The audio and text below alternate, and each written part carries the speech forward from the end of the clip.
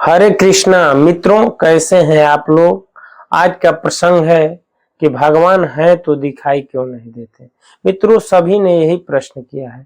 मित्रों, भगवान है तो दिखाई क्यों नहीं देते हैं, आपने यह प्रश्न किया है और सही है आपका प्रश्न। सभी कहते हैं भगवान हैं तो भाई दिखाओ। और ये भी कहा गया है कि सर्वत्र व्याप्त है। ऐसा नहीं है कि मथुरा में 2 किलो के हैं तो दिल्ली में 5 किलो के हैं, तो वृंदावन में आधे किलो के हैं। ये भी शास्त्रों में कहा गया है कि हरि सर्वत्र व्याप्त है, कहीं जो है खाली नहीं है। हर रामचरितमानस में शिव जी और जो है सती संवाद से आप देखेंगे, शिव जी कहते हैं कि हरि व्यापक सर्वत्र समाना, प्रेम से प्रकट भई मैं जाना। मित्रों, कहते हैं कि हरि जो है सर्वत्र व्याप्त है, लेकिन वह प्रेम से प्रकट होते हैं। वह जो है भगवान जो है भाव के भूखे हैं, शिव जी बताते हैं। तो मित्रों, आपने जो प्रश्न किया था कि क्या ईश्वर हैं तो दिखाई क्यों नहीं देते हैं, तो मित्रों हम आपको बताते हैं कि ईश्वर को हम इसलिए नहीं देख पाते हैं कि हमारा जो ये स्वरूप है, जो हमें ये शरीर मिला है, यह जो है पंच भौतिक है। यह भौतिक, यह माया द्वारा यह रचना हुआ है और यह माया स्वरूप है इसलिए। और ईश्वर जो है प्रकृति से परे है। ईश्वर जो है प्रकृति से परे है। भगवान श्री कृष्ण कहते हैं, हे अर्जुन, मैं जो है प्रकृति से परे हूँ, तीनों गुणों से परे हूँ, यानी सतोगुण, रजोगुण, तमोगुण, ये 3 गुण से सृष्टि की रचना हुई है और यह जो है माया मात्र है और ईश्वर जो है इससे अलग है।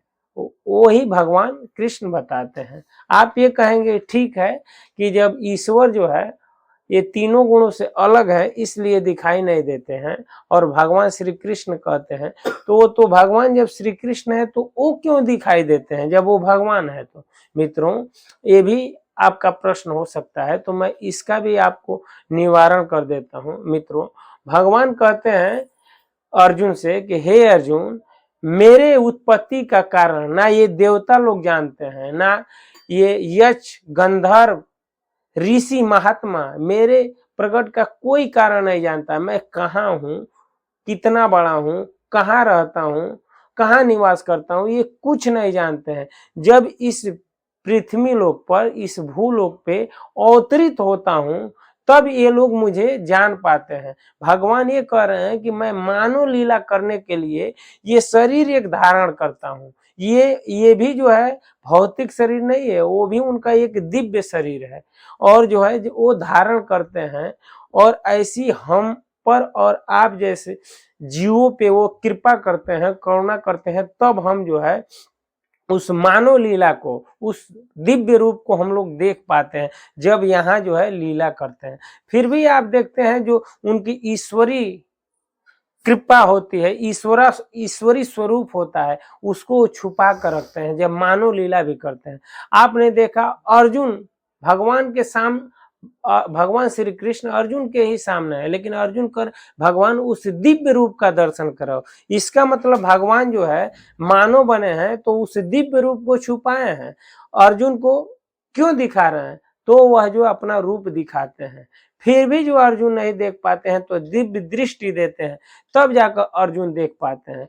तो मित्रों, हमारा और आपका जो ये प्रश्न था, ईश्वर है तो दिखाई क्यों नहीं देते, तो ईश्वर इसलिए दिखाई नहीं दे पाते हैं कि हमारा ये भौतिक आंखें जो है ये तीनों गुणों से जो है तीनों गुण से यह जो है देख रहा है, तीनों गुण से लवलीन है और हम तभी देख पाएंगे तीनों गुणों से जब परे हो जाएंगे, सतोगुण, रजोगुण और तमोगुण।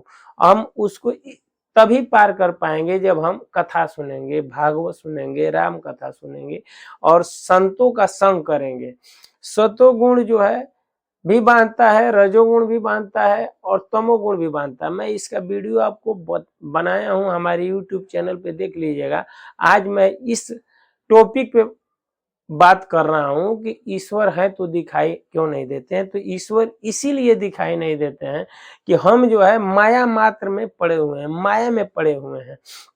वो ये भी कहते हैं कि अर्जुन कि जब तक नैन पर अहम का पर्दा तब तक मैं देता न दिखाई, जिसके मन से मैं नहीं निकली उसने मेरी कृपा नहीं पाई। हे अर्जुन, मनुष्य जो है अहम अहम यानी अहंकार का उसके आंखों पे पर्दा चढ़ा हुआ है, वह जो है इसलिए मुझे नहीं देख पाता है। मित्रों, हम और आप जो है उस अहंकार को, उस जो है लोभ को, उस ईर्ष्या को अपने अंदर से निकाल देंगे तो वह ईश्वर का हम लोग दर्शन कर लेंगे।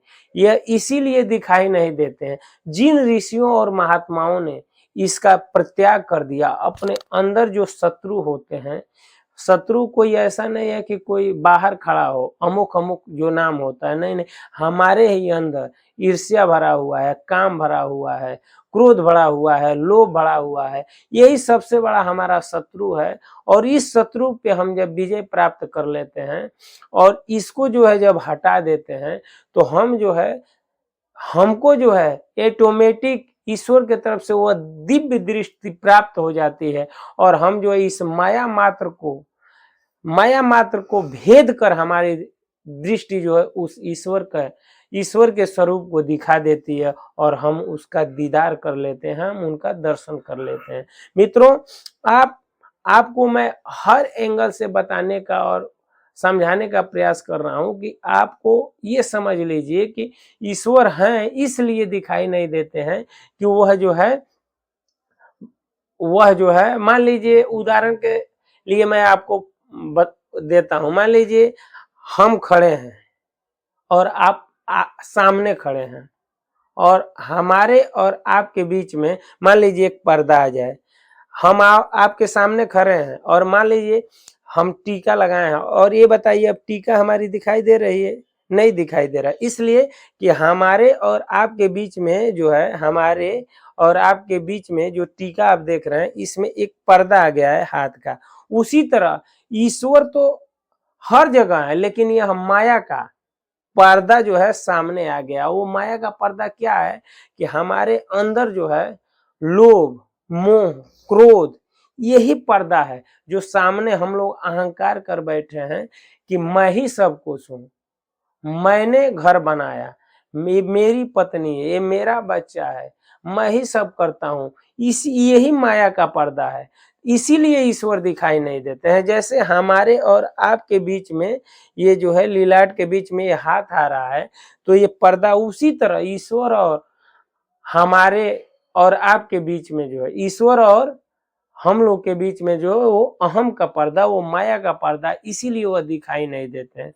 मित्रों, आपने जो ये प्रश्न किया था कि ईश्वर है तो दिखाई क्यों नहीं देते हैं, तो आपने जाना कि ईश्वर तो है ही है, सब जगह है, सर्वत्र है, बस जो है उनको प्रकट करने की जरूरत है। वो कहते हैं कि प्रेम से प्रकट भई मैं जाना, वो ईश्वर प्रेम से प्रकट होते हैं। तो प्रेम तभी होगा जब हमारे अंदर से जो है ये जो है तीनों गुण जो है इसको जो है हम समझ लेंगे कि कैसे इसको शांत करना है और कैसे जो है आप हमारे और आपके अंदर जो ये जो अहम भरा हुआ है इसको कैसे निकालेंगे। जब ये निकल जाएगा तो ईश्वर सामने ही है। जैसे हमारे हमारे और आपके बीच में जो ये पर्दा आ रहा है और हमारी आंखें दिखाई नहीं दे रही है, उसी तरह ये अहम का पर्दा है। मित्रों, उम्मीद करता हूं कि यह वीडियो अच्छा लगा होगा।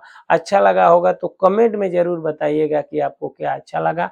आज इस वीडियो में इतना ही, अगले वीडियो में फिर मिलते हैं। तब तक के लिए हरे कृष्णा, राम राम जी, नमस्कार, प्रणाम।